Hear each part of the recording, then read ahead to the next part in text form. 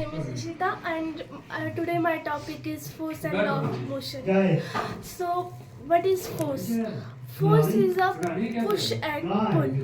In simple way, जैसे हम समझ सकते हैं किसी भी चीज़ को पुश करना या पुल करना. जैसे कि एग्जांपल में मैं आपको ड्रॉ ले देते हैं, ठीक है. ड्रॉ में जैसे हम उसको हैंडल है ना, उसको पुल करते हैं और अगर उसको बंद करना हो तो उसे पुश करें. यानी बॉडी एंड ऑब्जेक्ट की जो इंटरेक्शन में अप्लाई होती है फोर्स, ठीक है.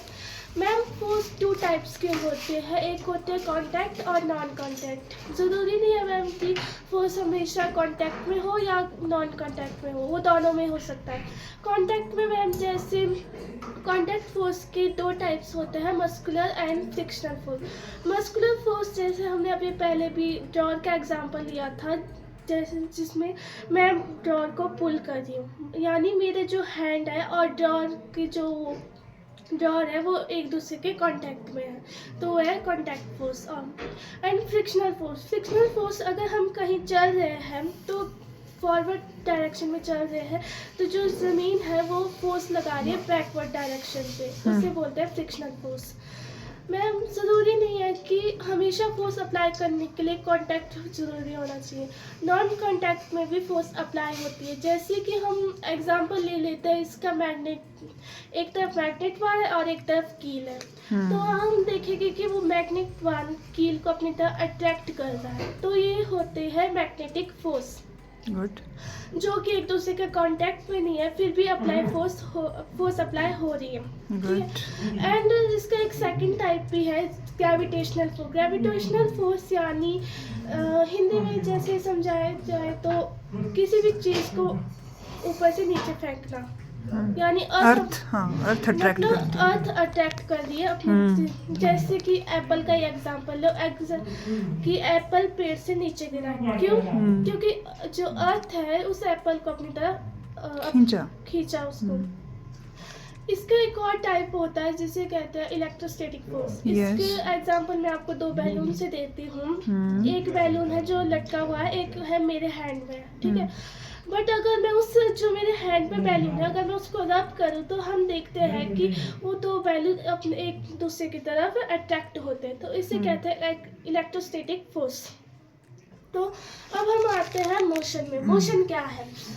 मोशन यानी कि कोई चीज़ अगर रेस्ट में है ना, तो उसमें अगर हम फोर्स अप्लाई करते हैं तो वो अपना स्टेट ऑफ रेस्ट चेंज कर रही है, अपना मतलब स्टेट चेंज कर रही है.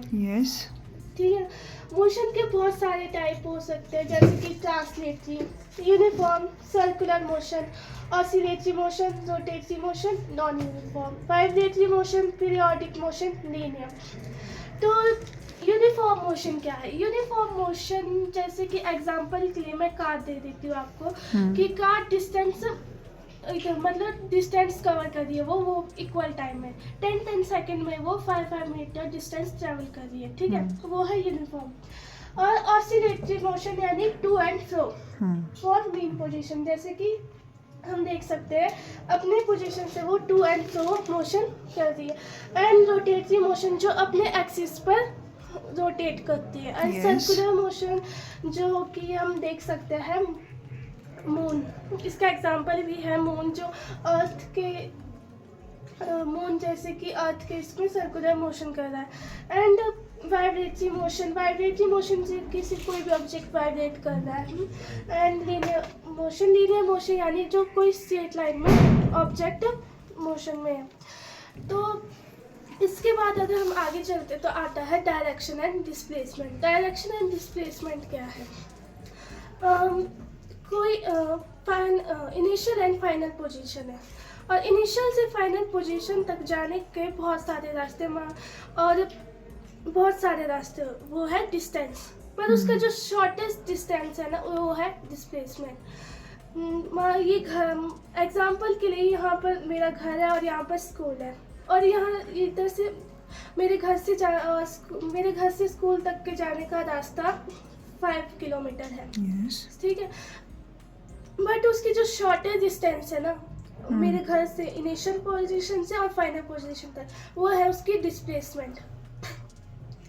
अगर हम आगे चले तो आगे आता है हमारे पास स्पीड एंड वेलोसिटी. स्पीड क्या है? स्पीड कि ऑब्जेक्ट कितना डिस्टेंस कवर कर दिया है, कितने इंटरवल ऑफ टाइम में। वेलोसिटी क्या है? वेलोसिटी मैम वेलोसिटी भी वो एक तरह से वैसी है कि डिस्प्लेसमेंट कितना कवर हुआ है इंटरवल ऑफ टाइम। इसे हम इजीली समझ सकते हैं कि स्पीड यानी किसी भी ऑब्जेक्ट का डिस्टेंस जो वो ट्रैवल कर रहा है बिल्कुल equal interval of time, and displacement और वेलोसिटी यानी जो वो कितनी उसमें डिस्प्लेसमेंट हुई है किसी ऑब्जेक्ट में बिल्कुल उसके इंटरवल ऑफ टाइम में, ठीक है। और इससे अगर हम आगे चलते तो आता है हमारे पास यूनिफॉर्म मोशन है, non uniform motion. Uniform motion तो अभी जैसे हमने समझ लिया था इससे पहले कि जो गाड़ी के एग्जांपल से कि गाड़ी 10 सेकंड में 5 मीटर डिस्टेंस कवर कर लिया। नॉन यूनिफॉर्म मोशन ऐसे जैसे गाड़ी टाइम तो सेम है पर वो जो डिस्टेंस कवर कर रही है वो अनइक्वल है। मतलब 10 सेकंड में वो 5 मीटर पहले डिस्टेंस कवर कर रही है, उसके बाद 10 मीटर कर रही है, उसके बाद 20 मीटर कर रही है। तो अब आता है हमारे पास फर्स्ट लॉ ऑफ मोशन, जो कि इज़ाक न्यूटन ने दिया था। 3 लॉज ऑफ मोशन दिए थे इज़ाक न्यूटन ने, उसमें फर्स्ट आता है first law of motion. First law of motion क्या है? फर्स्ट लॉ ऑफ मोशन हमें बताता है कि अगर कोई ऑब्जेक्ट यूनिफॉर्मली स्ट्रेट लाइन में रेस्ट में है तो वो तब तक मूव नहीं करेगा जब तक हम उसमें कोई फोर्स अप्लाई नहीं कर लेते। गुड। तो इज़ाक न्यूटन ने ये भी बताया था कि जो फर्स्ट लॉ ऑफ मोशन है उसे हम लॉ ऑफ इनर्शिया भी कहते हैं। Yes. क्योंकि इनर्शिया की ही वजह से वो स्टेट रेस्ट टू मोशन में आता है और मोशन टू रेस्ट में आता है। और आगे इनर्शिया भी यही है कि कैसे कोई ऑब्जेक्ट से रेस्ट टू मोशन में आता है और मोशन टू रेस्ट में आता है। Good. और आगे आता है second law of motion. Second law of motion में इज़ाक न्यूटन ने बताया था जो rate of change of momentum होगा। सबसे पहले हम मोमेंटम को जान लेते हैं। मोमेंटम क्या है? मोमेंटम है product of mass and velocity, यानी मास और वेलोसिटी का एक प्रोडक्ट। तो सेकंड लॉ में इज़ाक न्यूटन ने बताया था कि जो rate of change of momentum होगा वो इक्वल होगा उसमें जो अनबैलेंस्ड फोर्स अप्लाई हुई है। अनबैलेंस्ड फोर्स वो होती है, अनबैलेंस्ड फोर्स से हमें समझना होगा जैसे बैलेंस्ड और अनबैलेंस्ड फोर्स। बैलेंस्ड फोर्स होती है वो, जैसे एग्जांपल एक ब्लॉक है या वुड है, हम उसको दोनों तरफ से पुश कर रहे हैं पर वो कहीं मूव नहीं कर रही क्योंकि अपनी जगह पे वो स्टेबल है, तो वो होगी बैलेंस्ड फोर्स। और अनबैलेंस्ड फोर्स अगर हम किसी ऑब्जेक्ट ब्लॉक में एक साइड से ज़्यादा फोर्स लगा रहे हैं और वो ब्लॉक मूव कर रहा है, वो है अनबैलेंस्ड फोर्स।